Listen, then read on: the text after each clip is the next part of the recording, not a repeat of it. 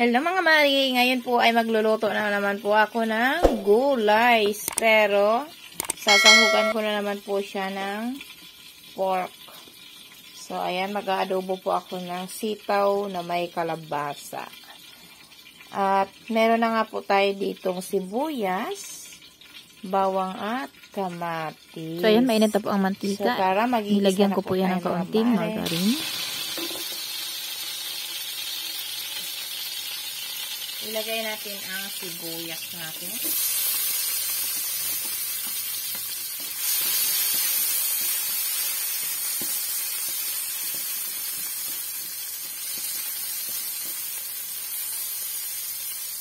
Bawang. So, hintayin lang po natin mag-golden brown itong dalawang sangkap.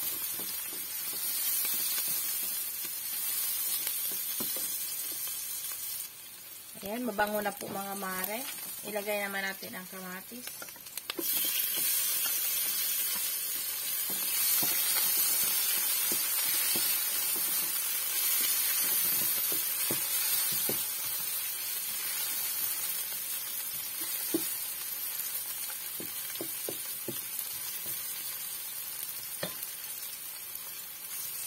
Ilagay naman po natin itong ating karne. Ayan.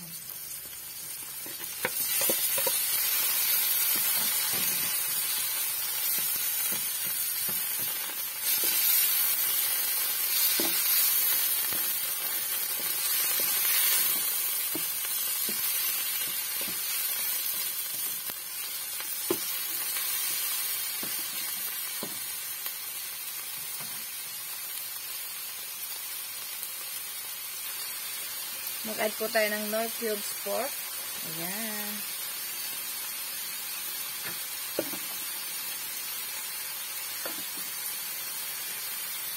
Paminta.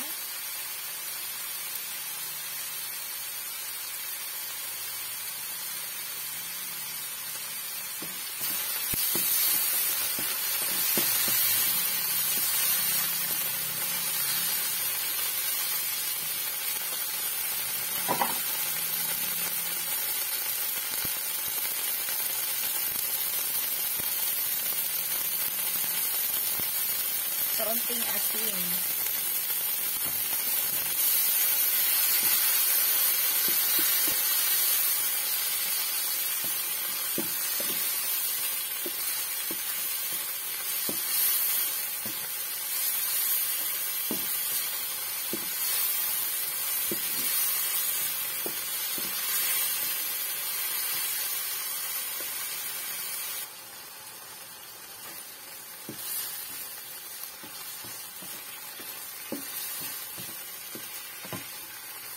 Sarap. Sarap niya mga mare.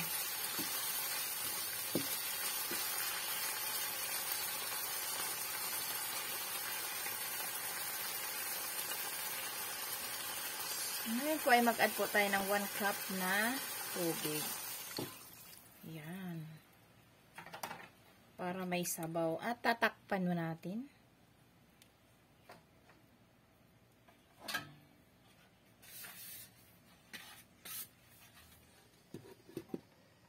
Tara, silipin na po natin. Ayan.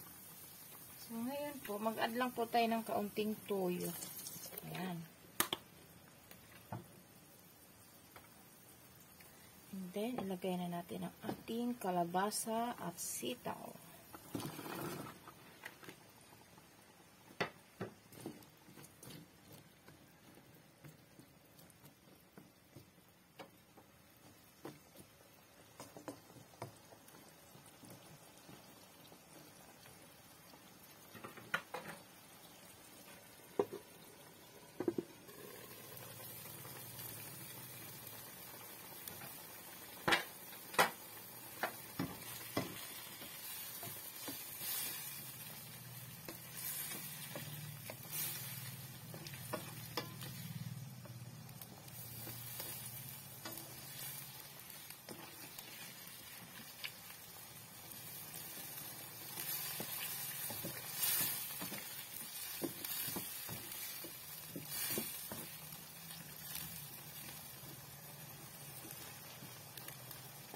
Dapat yan po ay sitaw lang po sana yung lulutuin ko mga mare. Kaya lang po ay gusto ng aking panganay na anak kalabasa. Kaya ayan, pinagmikos-mikos ko sila dyan. Ayan. So tatakpan ko po ulit para maluto na yan.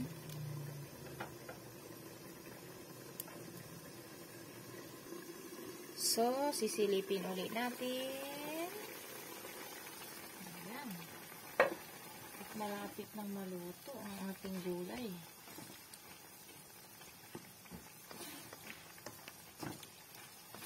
Hintayin lang po natin maluto ang kalabasa.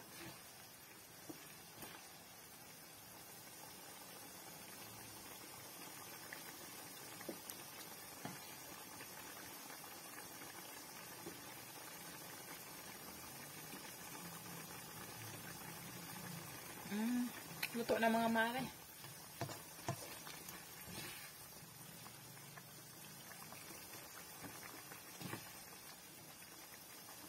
Masarap ang kalabasa. Gawa ng mayabo.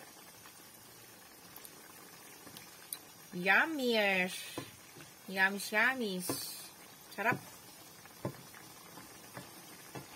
Yan. Oh.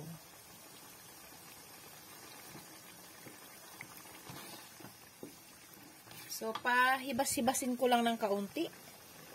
Siguro, mga mare, nakikita nyo naman, naluto na talagang ating ulam. So, ayan. So, ito po ay okay na po talaga siya. Hindi naman po nalabog ang ating sitaw. So, ayan. Tingnan nyo mga mare. Yan, sakto lang. Ayan. So, luto na po ang ating gulay. Maraming salamat po sa inyong panonood. Yeah, so thank you so much for watching. Bye-bye.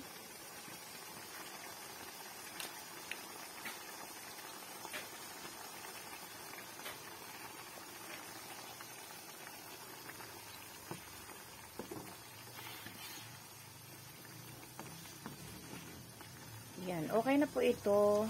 Dapat, so, mas maganda po talaga siya may sabaw dahil minsan ang ating anak ay naghahanap ng sabaw ng adobo. So, ayan. So, thank you so much for watching. See you on my next video.